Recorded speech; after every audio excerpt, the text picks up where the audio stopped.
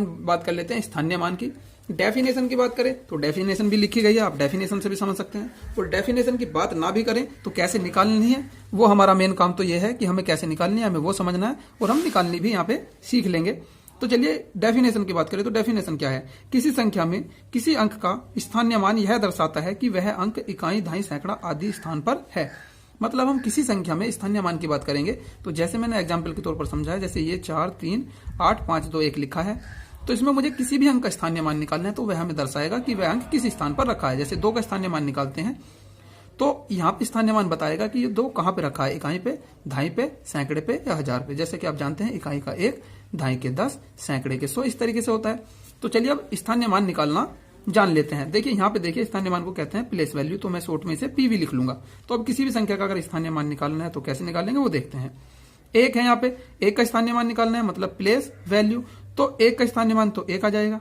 अब स्थानीय मान कैसे निकाल रहे हैं वो देखिए, पहले 2 का देखते हैं। तो 2 की प्लेस वैल्यू आएगी 20। तो आप जिस भी अंक की प्लेस वैल्यू निकालते हैं उसके पीछे जितने अंक होते हैं आप उस अंक के पीछे उतनी ही जीरो लगा देंगे तो उसकी प्लेस वैल्यू आसानी से निकल जाएगी। बेहद आसान है। तो जैसे 2 का निकाला, 2 के पीछे 1 अंक है तो 1 जीरो लगा दी। अब इसी क्रम में हम 5 का निकाल रहे हैं तो 5 के पीछे कितने अंक थे, 2, तो 5 के पीछे 2 जीरो लगा दी। 8 के पीछे है 3 अंक तो 8 के पीछे यहाँ पे 3 जीरो लगा दी। 4 के पीछे 3 के पीछे 4 अंक है तो 4 जीरो, और 4 के पीछे 5 अंक है तो 5 जीरो लगाकर उसकी प्लेस वैल्यू आ जाएगी। बहुत ही आसान है। चलिए एक एग्जाम्पल और समझते हैं तो आप आसानी से समझ जाएंगे। यहाँ पे संख्या लिखिए 6, 7, 8, 4, 3, 2 में 7 का स्थानीय मान बताओ। तो 7 देखिए, 7 कहाँ पे लिखा है, यहाँ पे। 7 के पीछे कितने अंक है, 1, 2, 3, 4। तो 7 का जब स्थानीय मान निकालेंगे तो 7 के पीछे 1, 2, 3, 4 जीरो लगा देंगे। आप समझ सकते हैं कितना आसान बनता जा रहा है। अब चलिए और देख लेते हैं। यहाँ पे एक संख्या लिखी है, एग्जाम्पल आपको काफी समझा दिए गए हैं तो इससे आप बहुत आसानी से सही तरीके से समझ जाएंगे, कुछ भी आपका छूटेगा नहीं। तो यहाँ पे भी देखते हैं, में 4 व संख्या में 4 व 6 की प्लेस वैल्यू बतानी है।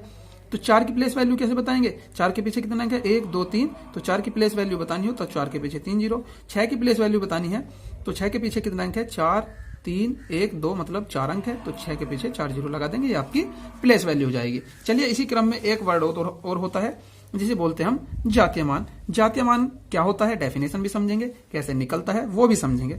तो देखिए किसी अंक का जातीय मान, किसी संख्या की बात की थी, किसी संख्या में किसी अंक का जातीय मान उस अंक का अपना मान है, चाहे वह अंक किसी भी स्थान पर हो। मतलब अगर कोई अंक किसी भी संख्या में किसी भी स्थान पर रखा है तो वो उसका खुद का ही जातीय मान कहलाएगा। तो चलिए कैसे कह रहा है जातीय मान वो देख लेते हैं। संख्या में कैसे निकलेगा वो भी हम समझेंगे। तो यहाँ पे संख्या है 7, 8, 6, 4, 3, 1। तो यहाँ पे 1 का जातीय मान 1 आ जाएगा, 3 का जातीय मान 3। FV का मतलब है फेस वैल्यू, यहाँ पे देख सकते हो जातीय मान को इंग्लिश में फेस वैल्यू बोलते हैं। 6 का फेस वैल्यू 6 आएगा, 8 का फेस वैल्यू 8 और 7 का फेस वैल्यू 7। तो यहाँ पर हम सीख रहे हैं कि जिस भी अंक का हमें किसी भी संख्या में फेस वैल्यू या जातीय मान निकालना हो तो वो खुद अंक ही होता है जो उसमें लिखा हुआ है। जैसे किसी भी अंक का फेस वैल्यू निकालेंगे तो वो अंक खुद ही होगा, इसमें कुछ भी नहीं करना पड़ता। 8 का फेस वैल्यू 8 मतलब फेस वैल्यू का मान, जातीय मान। फेस का मतलब आप चेहरे से भी समझ सकते हो, तो जिस रूप में आपको दिख रही है संख्या वही उसका जातीय मान। तो 6 के रूप में है तो 6 आ जाएगा। इसी क्रम में आगे का एग्जाम्पल और देखते हैं।